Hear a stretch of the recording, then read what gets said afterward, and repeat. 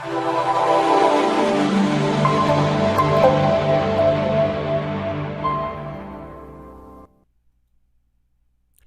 everyone.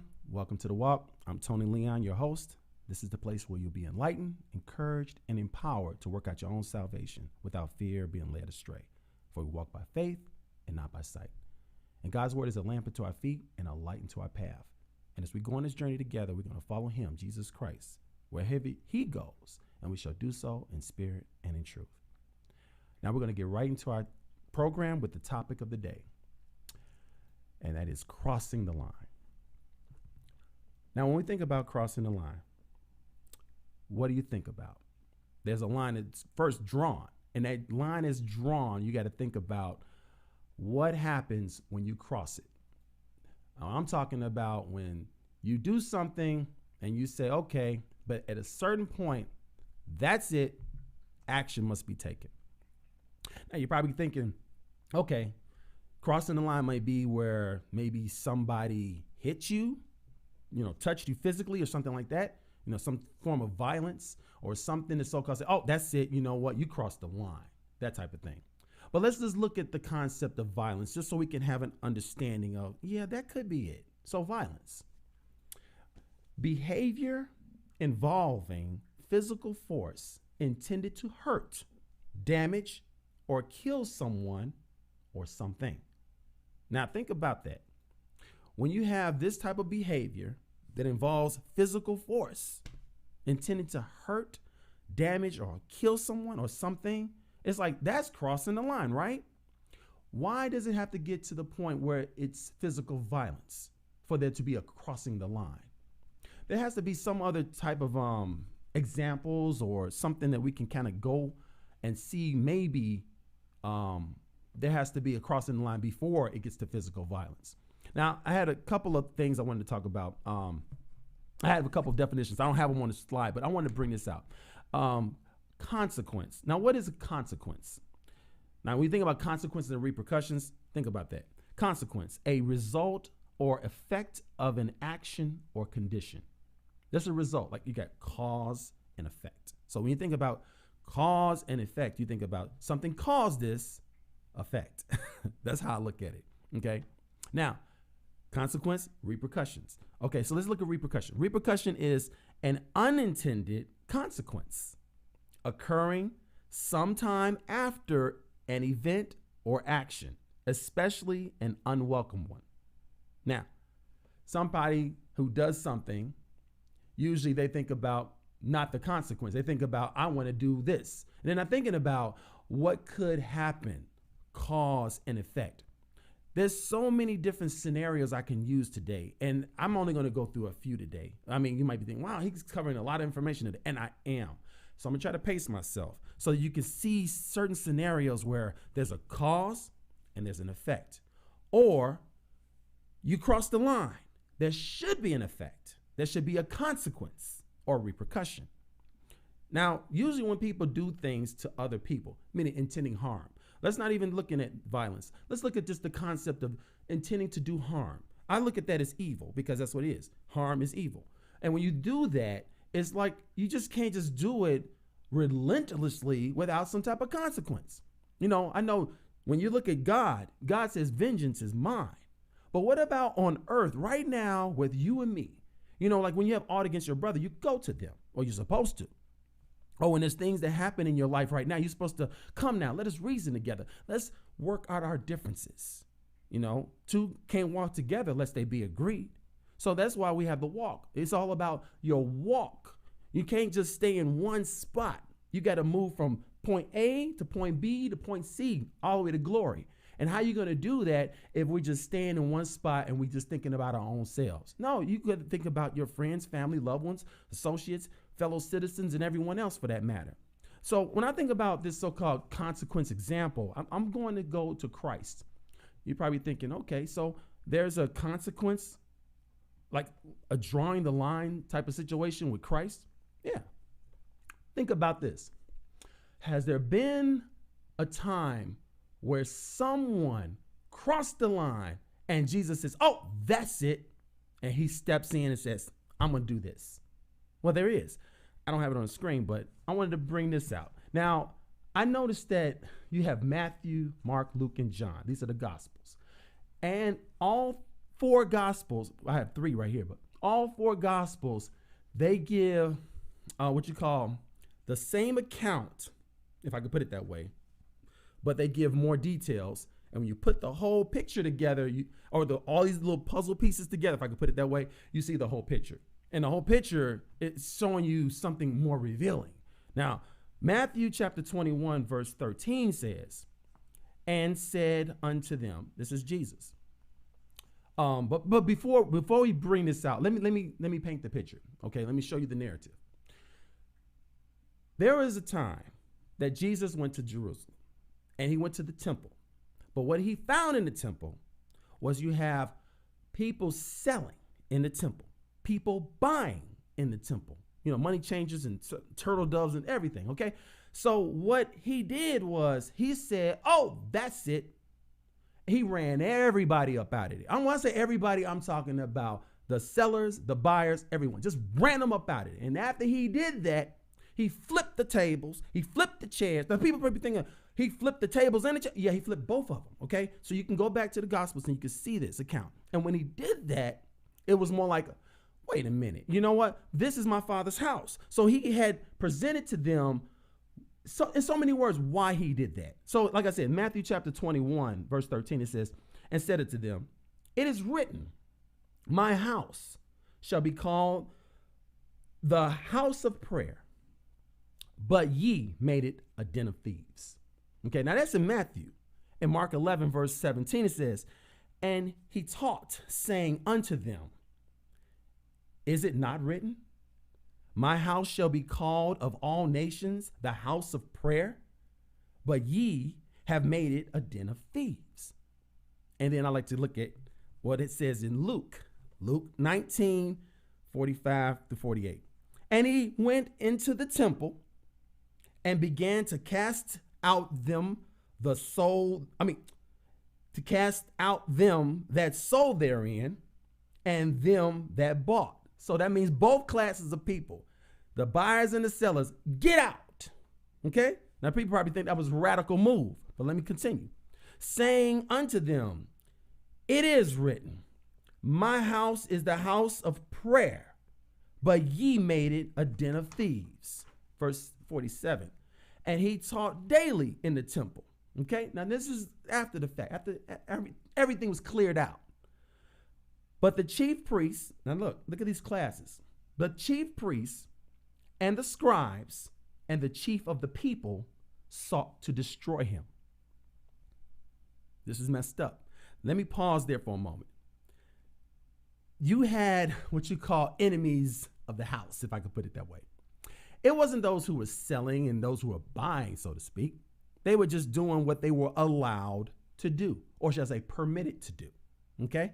So I don't know how it could be considered that they crossed the line technically, but that was crossing the line with Christ. Why? Because it was permitted and allowed to buy and sell up in his Father's house. That was supposed to be a house of prayer. Now remember, when you think about this house is sacred. This is God's house. It was supposed to be something that you can look at and say, oh, special, consecration and a place where you can just, talk to the Lord. And think about that. These other men, chief priests, what did it say? Scribes and chief of the people. These people, these leaders of the people, basically didn't want Jesus to be up in there, disturbing what they normally would do in that house. So Jesus basically ran them up out of there, flipped the tables, the chairs, get up out of here. You know what? This is the house of prayer, but you made it a den of thieves. In other words, you crossed the line. That's what happened. And then the last verse in 48, it says, and could not find what they might do. These leaders, they couldn't find what they might do to Jesus, to destroy him. For all the people were very attentive to hear him. In other words, they were afraid of what the people would do. Keep that in mind as we go through this program, because it's going to lay a foundation of how We, the people, have power. But Christ has power. All power is in his hands. But see, I think this scenario is showing something else. Christ wants to empower us so that we can be able to move mountains. And how can we do that if we don't walk by faith? We have to believe. We have to believe. Now, think about this. Let's look at prayer. I want you to understand the concept of prayer. So let's read this together. Prayer. It says, in worship, a solemn address to the supreme being, consisting of adoration or an expression of our sense of God's glorious perfections, confession of our sins, supplication for mercy and forgiveness, intercession for blessings on others, and thanksgiving, or an expression of gratitude to God for his mercies and benefits. This is beautiful. And that's basically what prayer is. This house of prayer that God has set up for his people so they can be able to express themselves from their heart to God. I mean, it's a beautiful thing when you think about it. And that's how it should be. And it's weird because I'm gonna cover something toward the end too, because I keep thinking about house of prayer. I think about church. Come on, everybody, church, right? But when you think about churches, now I don't know how many churches are out there that you could just walk up in there and just pray. Now, there's some churches that you can do that. It's kind of weird because I feel funny saying this, but you know, the Catholic Church, they're just known that you could just go up in there and pray, unless that's just all on TV. But for the most part, they have daily mass and stuff like that, okay? So it's supposed to be where you can just come and pray, okay? Show your gratitude to God. Confess your sins to God. And for you to be able to have this relationship, this sacred relationship with God. I'm in the house of prayer. You can do that on your own too, but this house is supposed to be something where you can all just go to and everyone's welcome, okay? Now, keeping that in mind, I was just thinking about what happened on January 6th. Now, I want to keep going back to this because it's relevant today. When you think about crossing the line, I think about what happened on the 6th where you can say, you know, oh, they crossed the line. There must be some consequence and repercussions. And I kept thinking to myself, like, who is guilty? I mean, I'm not going to say who's guilty. I'm just giving information to kind of say, you know what, let's consider some things. Like, for instance, how can we look at our nation and say that it's good? Meaning, when I say good, I'm talking about like, this is good. Because if you just go back to the past couple years and all the way to the present day, all I see is bad. And it's kind of messed up because you say, oh, look at the brighter side of things. But it's kind of bad because you're thinking about like, what's going on here? Because when you think about the chief priests, you think about the scribes and the chief of the people in the days of Christ. They were the leaders, okay? And I look at these leaders, they're supposed to be setting a good example for the people, okay? But what they did was they permit and they allowed something to happen that wasn't good. And that was they allowed people to buy and sell in the house of God.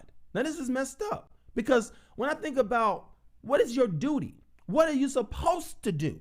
Now, remember, when you look at the duty is what you're supposed to do. This is what I'm supposed to do. And I do my duty and I serve God and country and it's all good.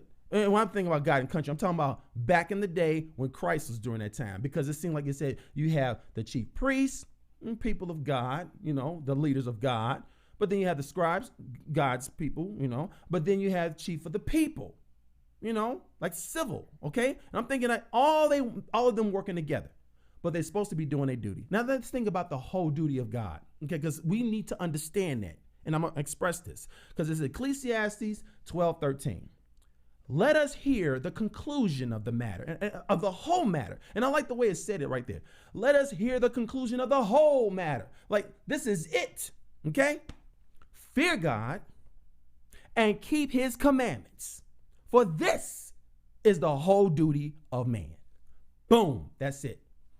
When I think about the whole duty of man, because this is the whole matter and this is it, then we need to say, well, there's no mistaking. This is what we need to do. Now, a lot of people look at it and say, wait a minute, fear God. See, fear does not mean being afraid. We're not supposed to be afraid. God didn't give us the spirit of fear, but of power, love, and sound mind. That's what God gave us. Now, what we do with that, well, that's up to us. But I'm looking at it from the perspective of fear, meaning we respect the Lord. How many people respect God? We take his name in vain? Oh, we say we're Christians, but then we do willy-nilly.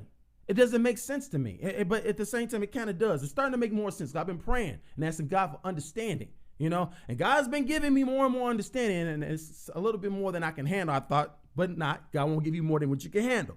But it just reminds me of where all of this stuff is stemming from. Now, remember, there's some things that God hates, and we have to remind ourselves of those things. And this show, I've been covering it before, and I'm going to keep covering it to remind people there's some things that God hates. I had a whole episode on things that God hates. Well, these are the things that God hates. Think about it. Proverbs 6:16 through 19. And I've lined them up because there's 7 of them, because it says 6 things God hates. Yea, 7 are an abomination unto him. Abomination. That's like bad. Okay, you all? Really bad. He hates. You hear me? God hates a proud look. Let me stop there for a moment. A proud look. Now, you're probably thinking, well, a proud look is not really an action. It's more like a look. It's an expression, how you look. When you think about a proud look, you think about, and my wife and I, we had this discussion before. You think about somebody being haughty. Somebody who holds their chin up. Is that what we said? Chin up and looking down. Wait, say it again. Somebody with their chin up and then they're looking down. Yeah. See, look, chin up and looking down, And I was thinking about this look is what God hates. I'm like, he hates that? The word hate is a very strong word. And I'm thinking about, like, if God hates a proud look, we need to look for that proud look. Remember, it says, by their fruit you shall know them. Okay, so we're paying attention to that proud look. We have to say, you know what? That's something that God hates. And I'm telling you, when I started looking, I noticed a lot of proud looks. Now, you're probably thinking, okay, it's not really an action. But you got to think about, we're children of God. And the children of God, we're supposed to let our light so shine that men may see our good works. See, that means you're looking. So if the children of God can be known by the fruit they bear because people can see it, that means we can see a proud look as well. And when we look at other people and they got the proud look, you should be able to determine that. Now think that through. A proud look. A lying tongue. That's something he hates too. He hates a liar. What's a liar? Somebody who ain't telling the truth. Keep it simple, okay? When you lie, you're like, this is the truth? Let's give an alternative truth. Let's not tell the truth. Let's tell whatever we want. Just saying whatever you want, that's not the truth. That's a lie. Now, some people may think, well, maybe somebody may have a gaffed. And I'm going to correct myself right now because I know last week I did not lie. I had misinformation. What was it? I said the FCC, okay? And I said the Federal Trade Commission. My bad. It's the Federal Communications, okay? Federal Communications Commission. That's the FCC because that's what we're supposed to look at, who actually monitors the airways, especially back in, I think, 1949, all the way to 1987, it was the Fairness Doctrine. I said Fairness Act, but it was called the Fairness Doctrine. Okay. Now, FCC is supposed to be monitoring that. Okay. But I made a mistake and said FTC, Federal Trade Commission. So that was my bad, my mistake. Technically, that wasn't a lie. And I'm explaining. A lie is somebody when you do it you do a bold-faced lie.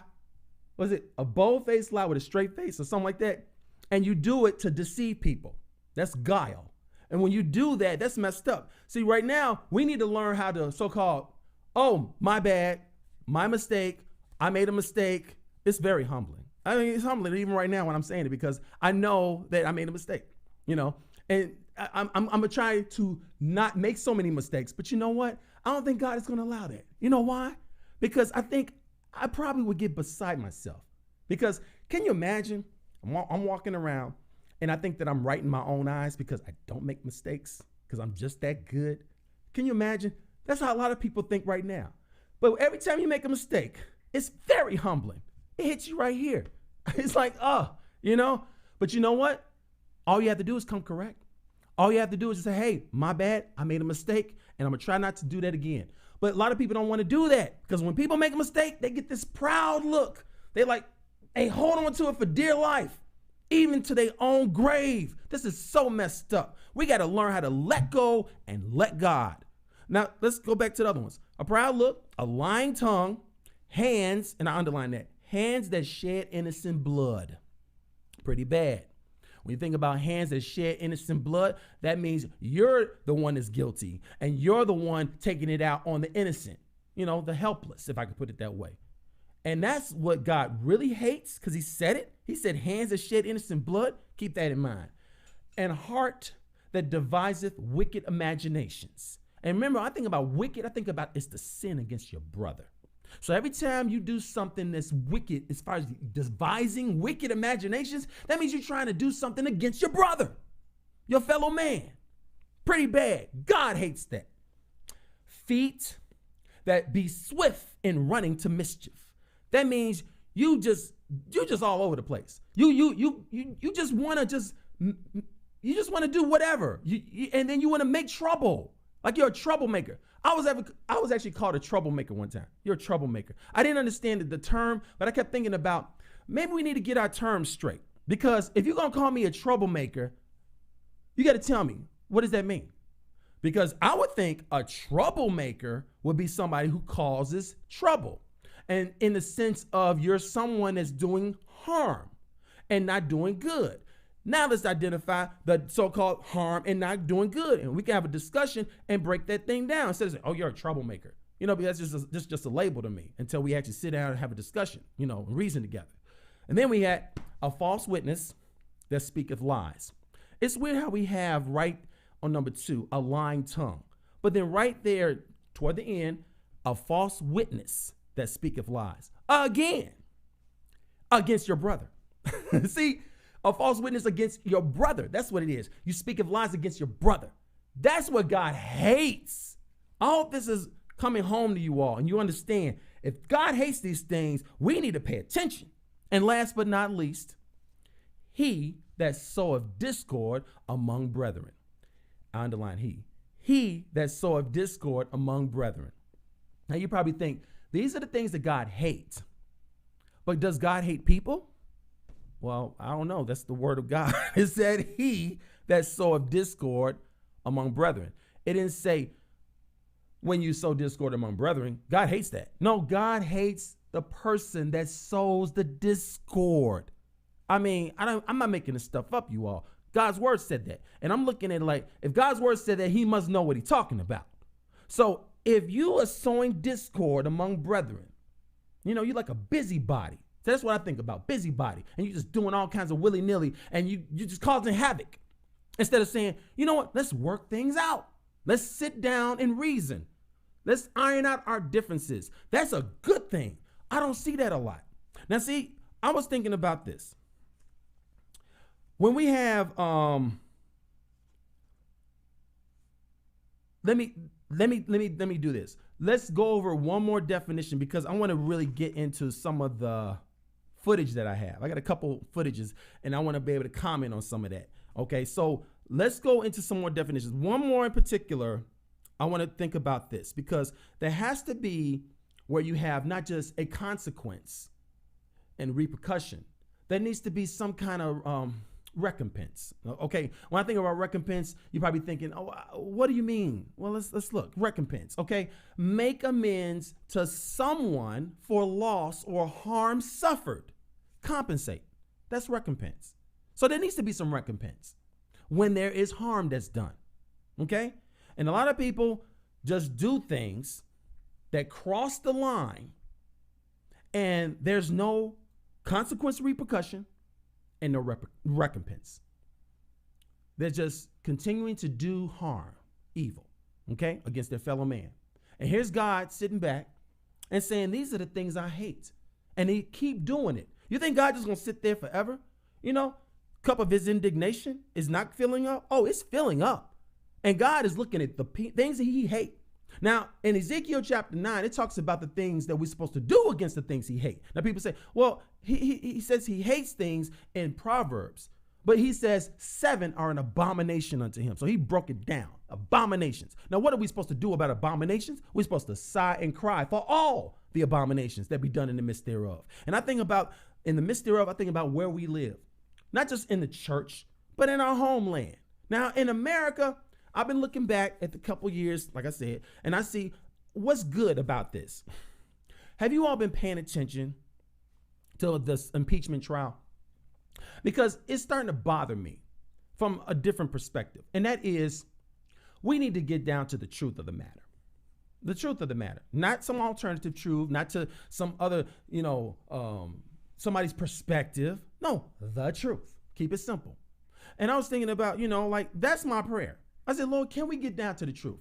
Because it seems to me that we just all over the place. I mean, I like the court system. And I kind of like how the Capitol is set up like a court, because it's supposed to be law and order. It's supposed to be, and these are the men and women that serve our country as congressmen and women and senators, and they represent us, we the people. So I'm looking at it like, it's almost like one of those things where what's going on in this house? It's kind of weird because I want to say house of God, but at the same time, I have to say this. Pay attention. It's supposed to be we the people of the United States. Remember, we here. In order to form a more perfect union, establish justice, ensure domestic tranquility, provide for the common defense, promote the general welfare, and secure the blessings of liberty, to ourselves and our posterity. Do ordain and establish this Constitution of the United States of America. And we established that in the Capitol because that's where the lawmakers are at. Okay? It's supposed to be God and country, when we pledge allegiance to the flag of the United States of America and to the republic for which it stands, one nation under God, indivisible, that means undivided, with liberty and justice for all. See, I'm looking at stuff like that. I'm looking at like, God is here. In God, we trust. So all of this comes back to, you don't want there to be so-called church and state type of thing, but that this country was built upon the foundation that God had laid, law and order. Okay, if we didn't have law and order, this country would be anarchy and would be like some of the other countries out there that's not so cool. And I'm not even going to mention some of them. But I'm looking at this country still represents law and order. It's just that I think we got beside ourselves. And when I look at the Capitol, I almost look at it like when Christ went into the temple. Okay, and then here you have the so-called people buying and selling and money changers. Get out. This is supposed to be a house of prayer. Y'all turn it into a den of thieves. And I think about the attitude concept. Okay, so what attitude is that? Doing what you want to do or doing what you're supposed to do? The whole duty of man. Remember, fear God. See, first thing is fear God and keep his commandments. And when I think about the commandments, it's always broken down into 2. The 10 broken down into 2. Love God with all thy heart, mind, soul, and strength. Love your neighbor as yourself. That's what the whole duty of man is. And I'm picking up, that's supposed to be the concept based upon our country and the leaders of our country. Just like back in the day when Jesus had those, 3 classes of people? Chief priests, scribes, and chief of the people. Boom. But they didn't want it to go down the way it's supposed to be. They want to do their own thing. And I'm starting to notice that's what's happening in the Capitol. They want to do their own thing. At what point do you cross the line? Because I'm looking at it like, is it about just violence? Because we've seen plenty of violence. I mean, if you looked at the trial and you've seen and you heard and all that kind of stuff, it kind of reminds you of like some type of either episode of like CSI or something like that or something crazy, But at the same time, it does remind you we got a serious problem. And I was thinking about what are they doing in the Capitol? Because it seemed like one word keeps coming up. But before I bring up this word, I was thinking about setting the stage to show you Am I against Republicans? Am I for only Democrats? Let me paint the picture right here. I am against Republicans. Why? I'm going to go into some details later on. Republicans right now, not because of the party name, because of the people that reside in that party, are basically against our government, against our way of life as citizens of the United States of America, the Union. Am I for the Democratic Party? Drum roll, please. No. And the reason why is because I'm looking at it like, wait a minute. I can't be for party. I got to be for country. But I am for what the party represents. We the people. The problem is, maybe, just maybe, the Democratic Party get beside themselves and think they can do willy-nilly. Because what I just saw yesterday, it disturbed me. Did you all see the video yesterday? I mean, I seen the first 3 days and I was disturbed saying, this Trump, it was bad. But yesterday, when the so-called defense brought their information out, they were showing all the nastiness of the Democratic Party. I mean, they even showed Biden. You hear me? Biden. They showed him with his gavel knocking everybody down like he didn't want to hear nothing nobody wanted to say. And it was bad. He kept, and I was like, y'all see my hand? Yeah. I was like, this is messed up. And I was like, look at his attitude. What kind of look was that? I'm sorry. It was a proud look. The way he was, I mean, y'all ain't gonna take my word for it. Look at the videos yourself. Look how Biden was looking. I was like, my wife reminded me of he did something similar to my girl, Elizabeth Warren. Because I actually voted for Elizabeth Warren in the primary. Elizabeth Warren was trying to do something good. I forgot exactly what it was. You remember? Elizabeth Warren. Remember Biden? Biden. I think it might have been student loan. It was a student. Yes, I think it was a student loan. What was it? To try to help the people. And I think that was the time when they took student loan bankruptcy away. Yeah. Okay. So it was, I forgot what date, but she still looked, it wasn't that long ago.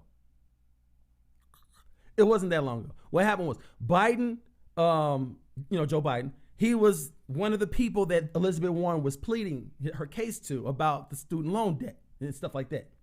And she made a good case from what I gathered, and she's really intelligent. She used to be a school teacher, right? And it's weird because here she is breaking down her case, and the way Biden was looking was like, he was acting like this. I was like, look at the footage yourself.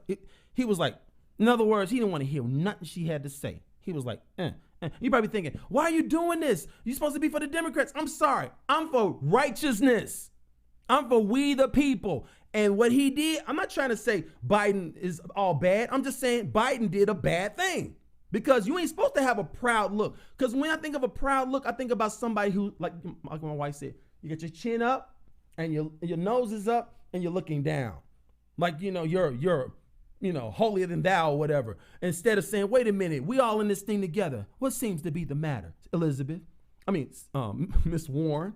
And then he'll listen and say, okay. And then he makes the case of for or against or whatever reasonably. But that wasn't the case. He wasn't hearing nothing. And that was terrible. I don't spend a lot of time on that. But thing is, it was weird because it almost seemed like he was like posturing, trying to impress his cronies or his colleagues and, whatever. Because it's weird because for the past couple months, I've been seeing Biden and he seems so humble now. Like his stance seems more like we the people. So maybe there was a change up in there. That's how I like to look at it because his past was kind of messed up from what I'm gathering. And I wish that he had apologized for some of the things that he did publicly so that we can say, you know what? Okay, you made a mistake because everybody's entitled to, a second chance. That's how I'm looking at it. And then, I know some people are like, well, don't go there. I'm going there. Sorry. Kamala Harris, they showed her.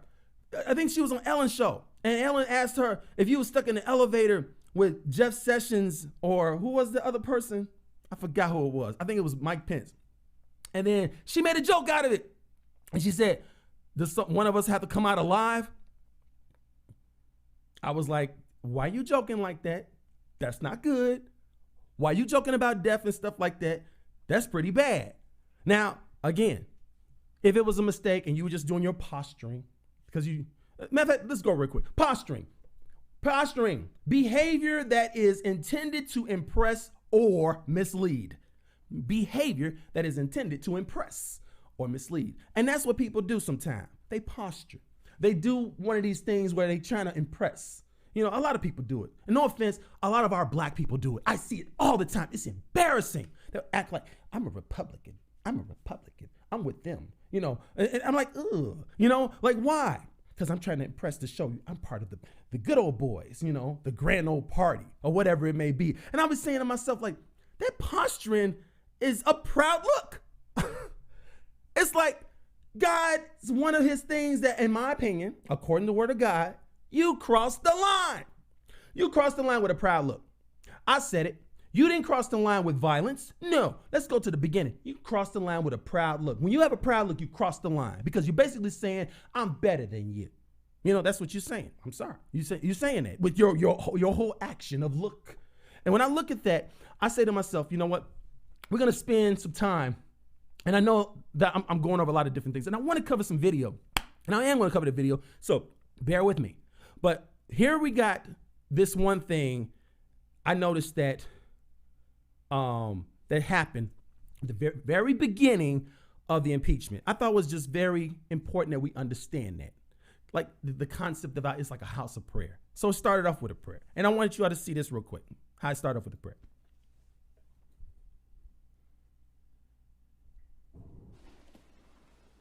Let us pray. Eternal God, author of liberty, take control of this impeachment trial. Lord, permit the words of the New England poet James Russell Lowell to provide our Senate jurors with just one perspective. Lowell wrote, "Once to every man and nation comes the moment to decide. In the strife of truth with falsehood, for the good or evil side." Mighty God, could it really be that simple?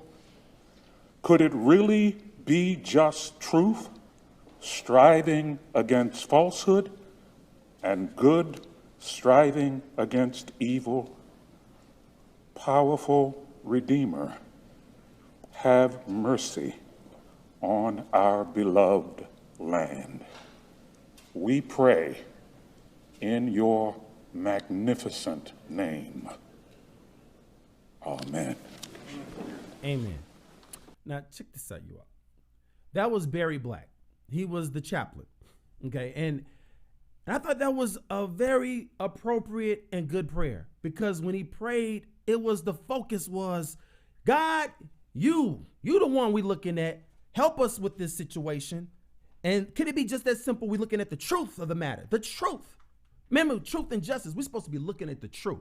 And I'm looking at like, you know what? If you're not looking at the truth, then you must be looking for some lies. And I'm picking up everyone that's involved with the lies aspect, they need to be pointed out. We need to look at it. We need to examine. Where's those proud looks, those lying tongues, hands that shed innocent blood, feet that be running swift to mischief, and things of that nature.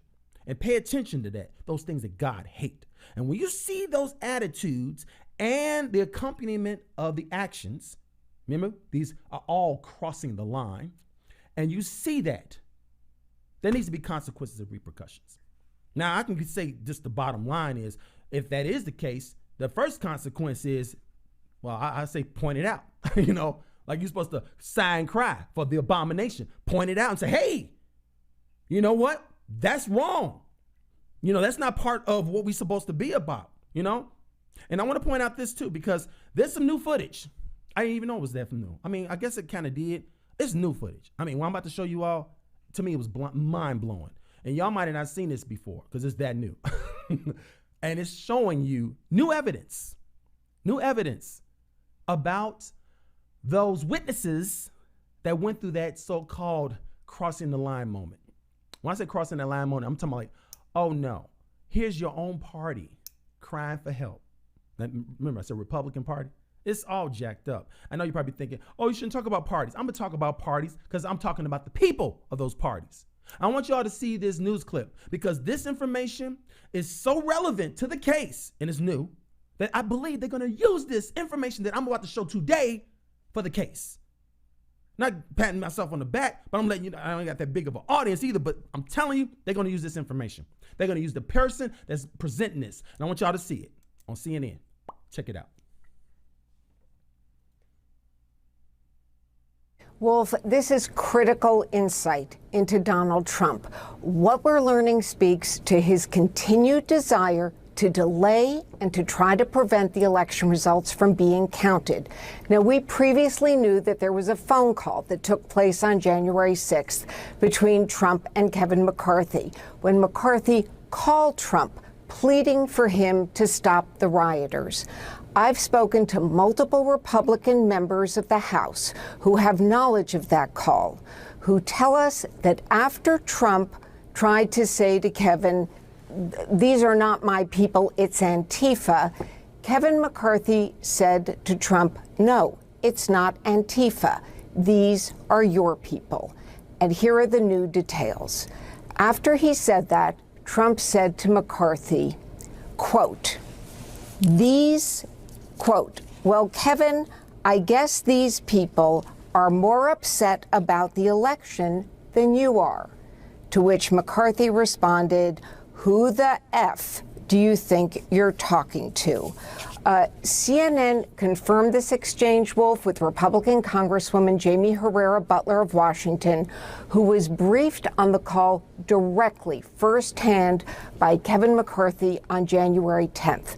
The Congresswoman told us she took careful notes on the call, as she has been doing since the insurrection happened and throughout the impeachment proceedings. She's been keeping really copious notes. We're also told by several other Republican members that Kevin McCarthy wasn't shy about this heated exchange with Trump, that he wanted his members to know about it. And Congresswoman Herrera Butler says Trump's comments to Kevin McCarthy speak to his state of mind that day and explain why she voted to impeach. This is what she told us, quote, you have to look at what he did, Trump did, during the insurrection to confirm where his mind was at. That line right there demonstrates to me that either he didn't care, which is impeachable, because you cannot allow an attack on your soil, or he wanted it to happen and was okay with it, which makes me so angry. We should never stand for that for any reason under any party flag. This is really powerful information, Jamie, that you're getting. You've also learned a number of other Republican members of Congress also feel that Trump's words give critical insight to his state of mind, his intent, and what they describe as his dereliction of duty. That's correct. We spoke to a half dozen Republican members of the House today.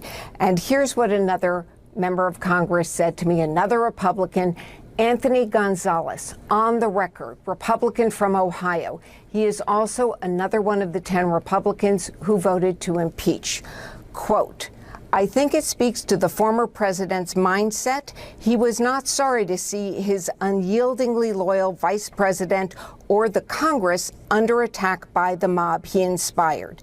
In fact, it seems he was happy about it, or at the least enjoyed the scenes that were horrifying to most Americans across the country.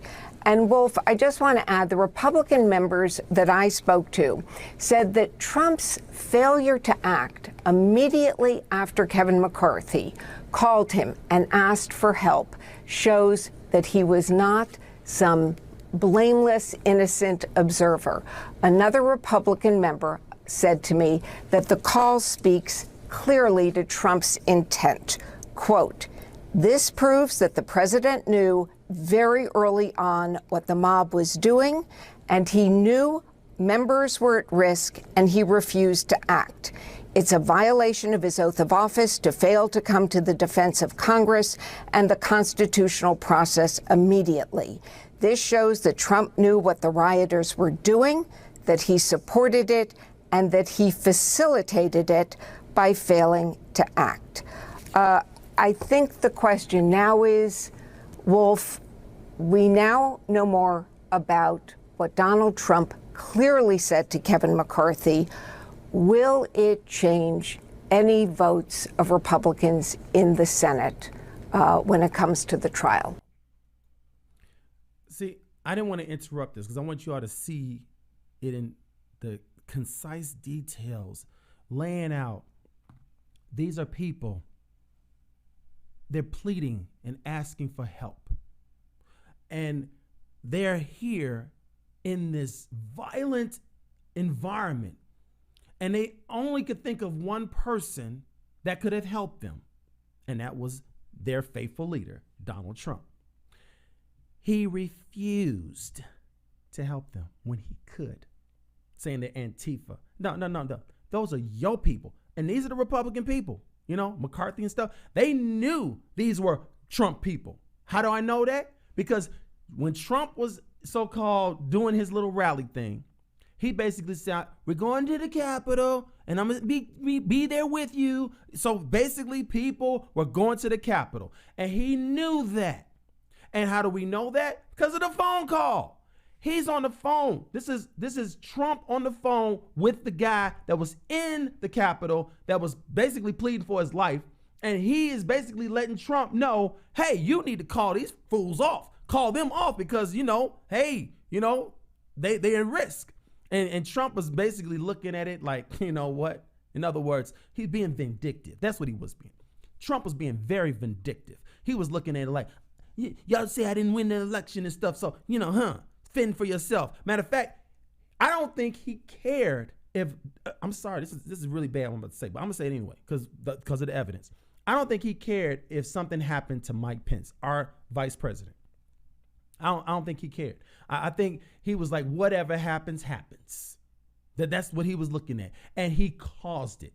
And these Republicans had all this evidence that's now just coming out to show you that he knew what he was doing. I mean, I ain't going to get too much detail right there because I think that we need to just shut this thing down once and for all. But at the same time, I still come back to this. On both sides, it's like, what are y'all doing? You know, right now, as far as an impeachment, I get it. Okay, what does it say? It says, okay, if he's impeached, he won't be able to run for office again. He'll lose his security detail and things of that nature and stuff like that. But what about consequence and repercussion? What about some recompense? I don't know. That's messing me up. But this is what I found out before, and I don't have it right here. There's other states that are going and doing their own cases. Georgia, New York, and different places. They basically saying, we waiting for this thing to end. And they are. And when it ends with all this evidence, incriminating evidence, they'll build their case on whatever their case is about. And there probably is going to be more than just jail time for him.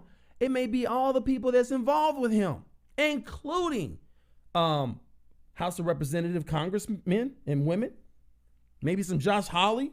We don't know. It could be some people in the Senate. We don't know.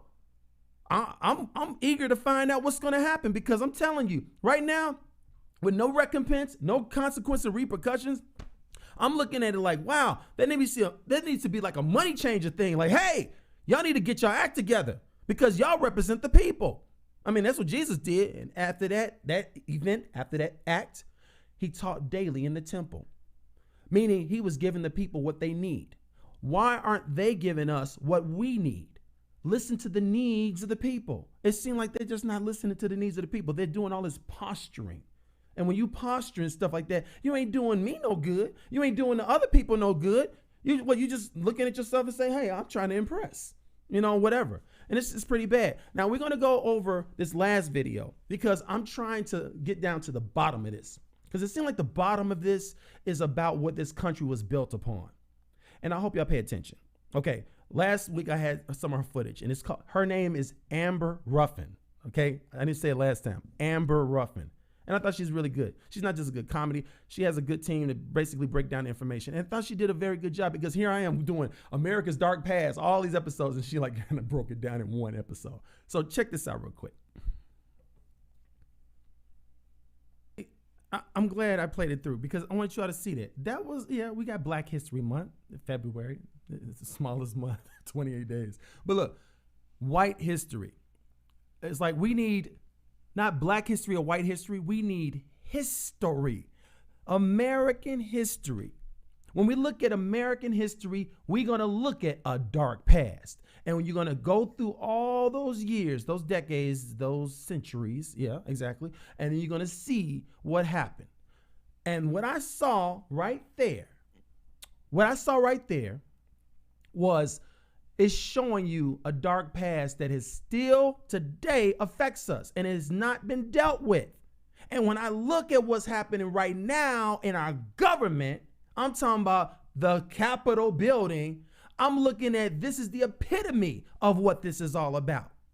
KKK, white supremacy, Confederacy, all that. I mean, really, come on. I mean, who was storming the Capitol?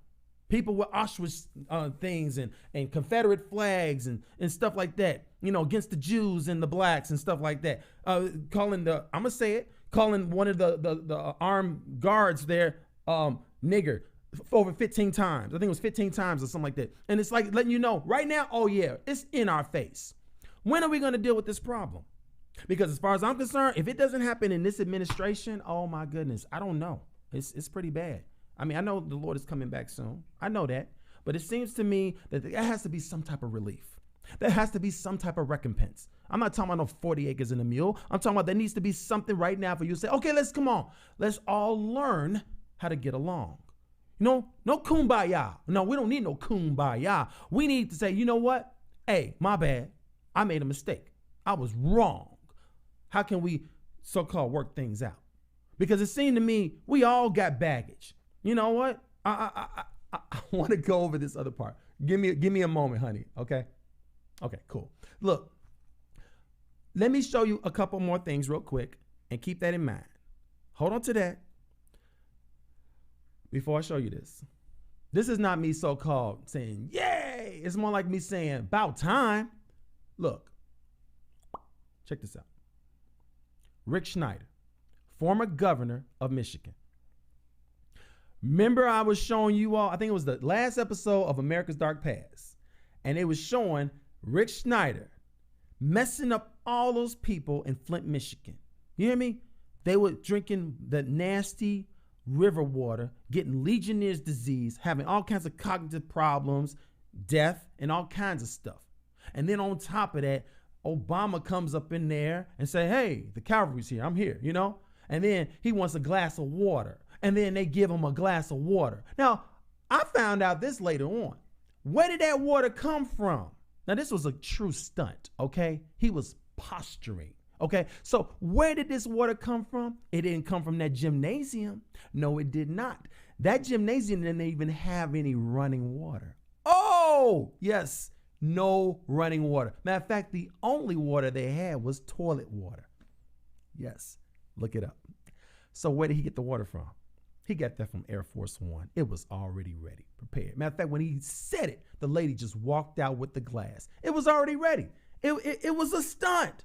And on top of that stunt, he did the stunt again. And he says, let me see. He said, I usually don't do this, but in other words, he's going to do it again. I'm going to do the stunt again. So he just told on himself, I usually don't do this, but, and then he does the stunt again. So I'm looking at it like what he did was disenfranchise all those people to the point, now you can look it up, to the point they did not come out to vote. They lost Michigan, the Democrats, they lost Michigan. I wonder why. Because it looks to me that it's kind of obvious. You just disenfranchise people. Why would they want to go for you? They were disgruntled. They were disenfranchised. And then here they get no help, no real help. I mean, people are dying from this lead-infested water. But then eventually there was some recompense, kinda. Well, put it this way, consequence of repercussion. They got so-called Rick Schneider. He's going to jail. But the thing is, I found out later on how much time is he going to get? Because some of the other people that were working with him with the water crisis, some of them are getting up to 15 years. Some of them are getting, I forgot the amount, but it's a couple of years and stuff like that. He has 2 counts. And those 2 counts has a maximum time of 1 year each. So the maximum time Rick Schneider will probably spend in jail is probably 2 years, tops. Remember Blagojevich, the governor of Illinois? He did less than what he did, and he got 14 years. I mean, he didn't spend the whole 14, but he got 14 years as far as his sentence. This is messed up. You crossed the line. Well, he crossed the line. When you cross the line, what happens? This is messed up. I just want you all to see these things as are happening right now. We should not ignore it. We should not act like it's not happening. And this is another thing. I really didn't want to bring this up, but I just want to show you guys real quick because I respect him. Okay, this is Steve Harvey. This is what I've heard. My wife is showing me something. And you're probably thinking, what about Steve Harvey? Oh, well, it's kind of obvious. Oh, look what he's wearing. And look where he's at. It's at a mosque. Okay, so Steve Harvey, I thought Steve Harvey was into Jesus. You know, and then I found out he was. But then I found out he was into Islam. And I was like, wait a minute. How can you mix, Christianity with Islam? And I said, you know what? Why am I bringing up Steve Harvey right now? Because I'm just looking at it like from the perspective of he crossed the line. Because he's saying, if I could quote it right, there are more than one way to get to heaven, as in Christians believe in heaven. And there's more than one way to get to paradise because, they believe in, Islam and Allah. So heaven and paradise, he said there's more than one way. Now we know that's not true because Jesus is the way. He's the only way for salvation. We know that. I mean, I don't have to convince you all of that unless maybe I just need to reinforce it. But it just seems to me that when you have that, and I don't like to talk about Steve Harvey because I believe he does some good and stuff. But this is where he does something bad. I feel like he crossed the line. And when he crossed the line, I feel like there needs to be something done. I ain't saying blow him up or, condemn him. I'm just saying what he did. Condemn what he did and say, hey, Steve, what gives? You can't mix Christianity with Islam. Remember that thing about what's it called? Coexistence or whatever, existence, where all the religions are like, hey, we're all in this thing together. You can be, Seventh-day Adventists and Baptists and all that kind of stuff. Christianity, I'm cool with that. But then when I look at Islam, I'm not with that. I'm not, because if I'm a Christian, I'm not in Islam. I'm not going to condemn the people of Islam. No, because we're supposed to love one another.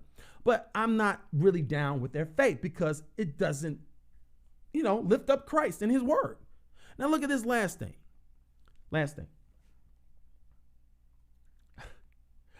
Not him.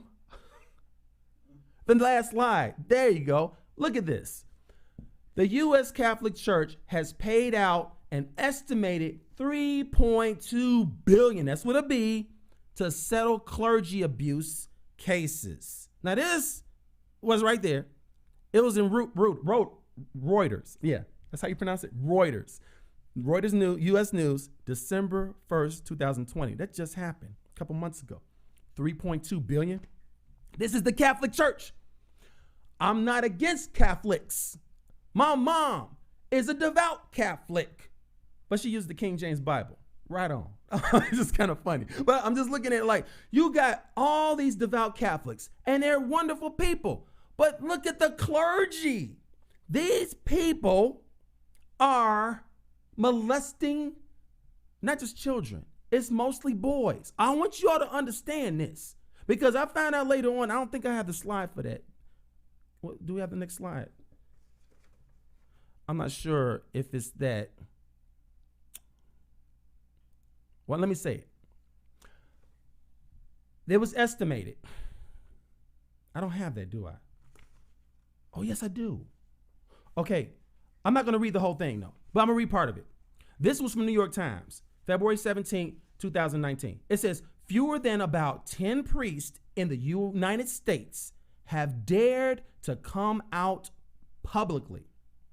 But gay men probably make up at least 30 to 40% of the American Catholic clergy. That's like 1/3. It's almost like you can go to any Catholic church and more than likely that priest is gay. That's how I'm saying it. Look, And then it says, that's according to the dozens of estimates of gay priests themselves and researchers. So these are gay priests telling people this. Hey, we gay. And the researchers who checked it out, Some priests say the number is closer to 75%. Now, these are the priests saying that. That means most priests are gay. And if they're gay and they have a tendency to child molestation, they ain't trying to molest the little girls, they molesting the little boys. That's what's happening. This is messed up. They crossed the line. But I'm looking at it like, I don't even, okay, look. One priest in Wisconsin said he assumed every priest was gay unless he knows for a fact he is not. Because you got to assume that.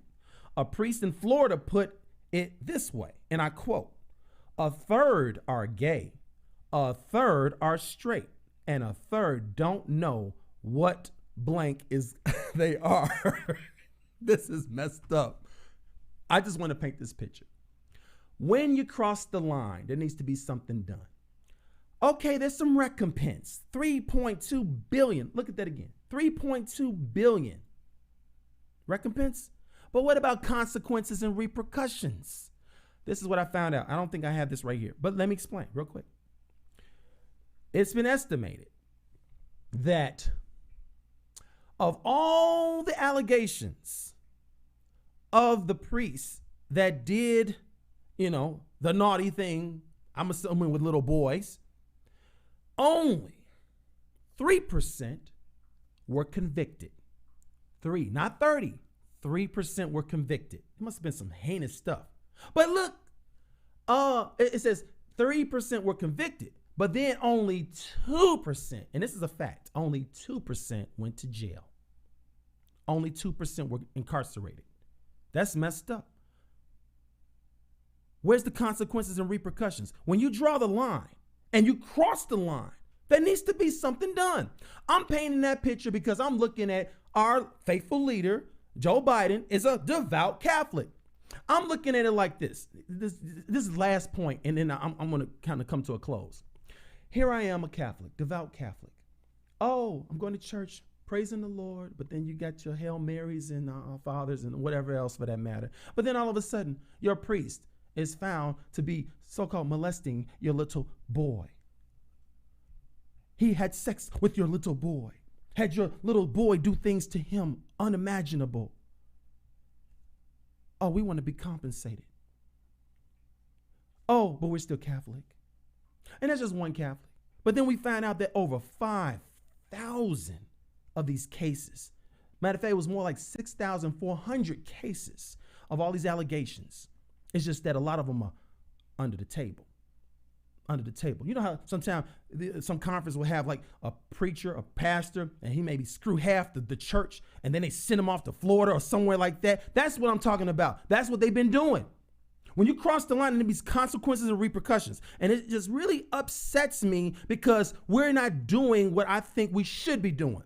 We be like, oh no, like the money changer thing. Like, no, you crossed the line.